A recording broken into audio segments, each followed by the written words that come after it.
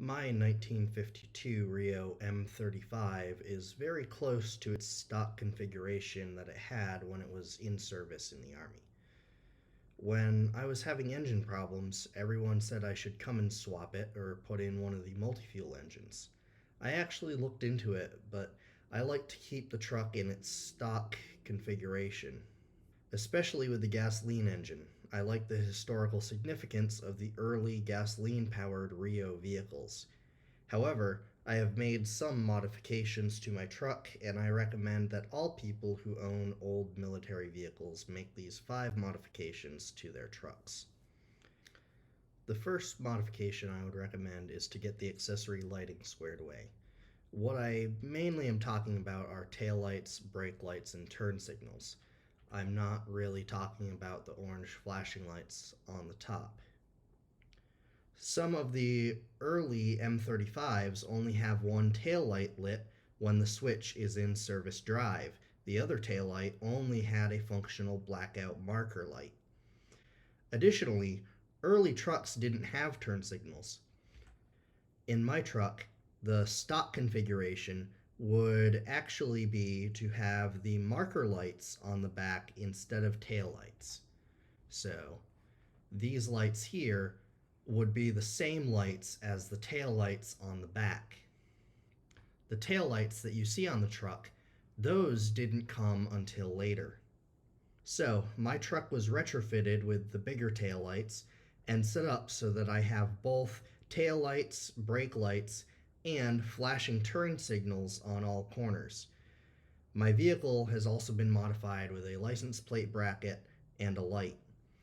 Everyone should modify their truck to have these important safety features on your vehicle working as everyone else on the road expects them to.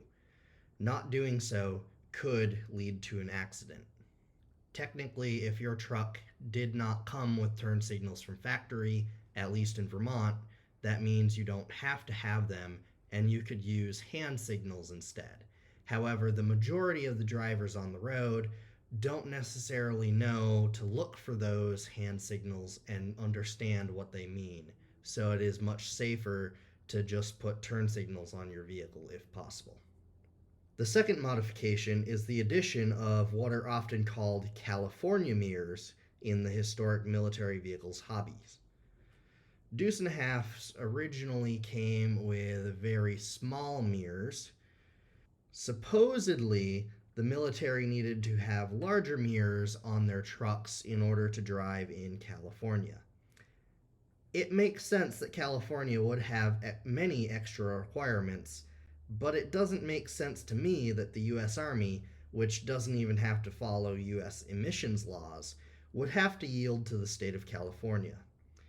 No matter the reason, I highly recommend the large flat panel mirrors with the convex portion like I have on my truck.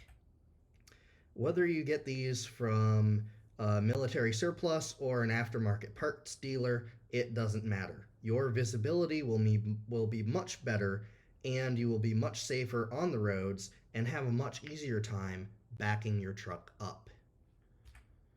So here are those an example of those little mirrors that the early 2.5 ton trucks came with.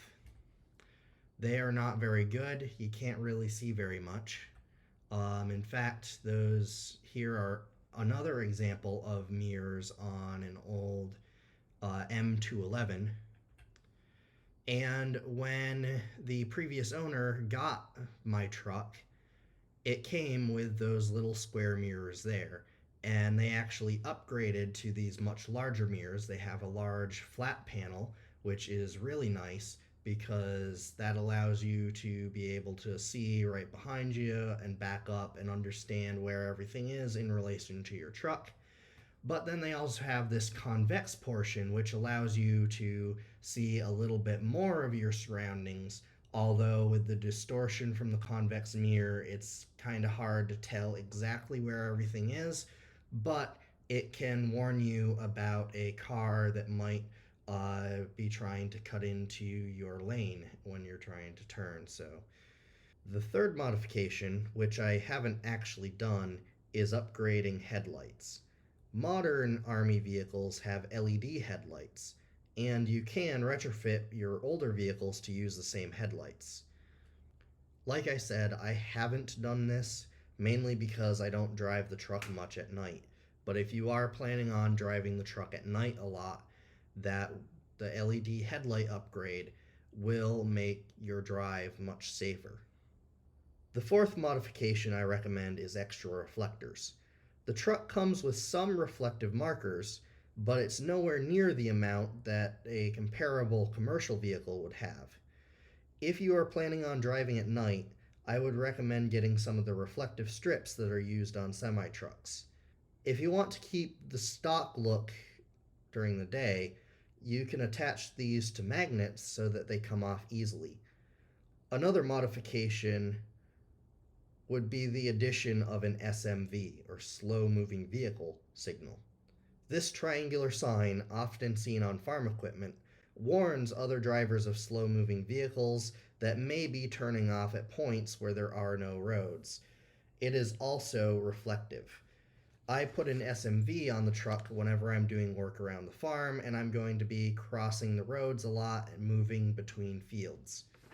So the truck normally has, of course, like these lights can be kind of reflective, but basically you have two reflective markers on the front of the bed. So there's one on facing the front, one facing the sides on the front of the bed. And then you have two reflective markers on the back, one facing toward the side, one facing towards the back on each side.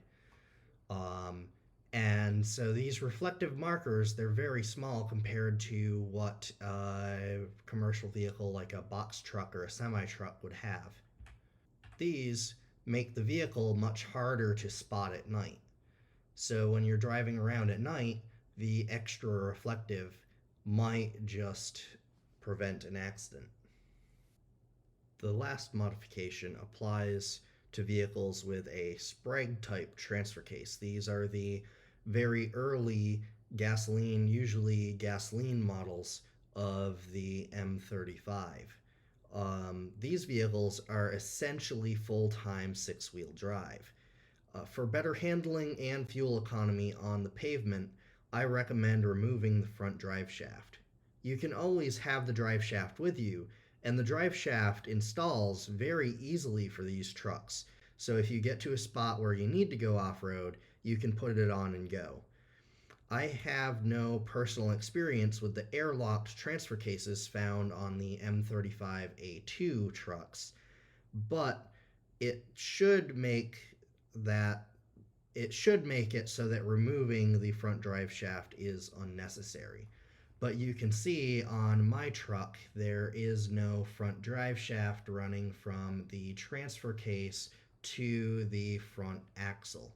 This essentially makes it so that the front axle is never powered and increases fuel economy when I'm driving on pavement. Of course, for off road driving, it is not very practical. However, it's only 8 bolts to put the drive shaft back in. So you just hold the drive shaft up. You can use a ratchet and socket and a wrench, and you can put the drive shaft back in. It can be done with one person. It's easier with two, but it can definitely be done with one person, and so that is always an option. Those are the top 5 modifications I would recommend for all Army trucks, but that is nowhere near the only possible modifications you can make. One modification I have been thinking of making at some point is a locker. These Rockwell axles on my truck and many of the M35s are loved among off roaders, so there's a lot of aftermarket support. I have my eye on a locker on Summit Racing. The stock truck is pretty capable off road, but the open differentials are a major limitation. Adding locking differentials would be a huge improvement in the off road capability. One of the amazing things about old military vehicles is that you can modify them to be the perfect vehicles for you.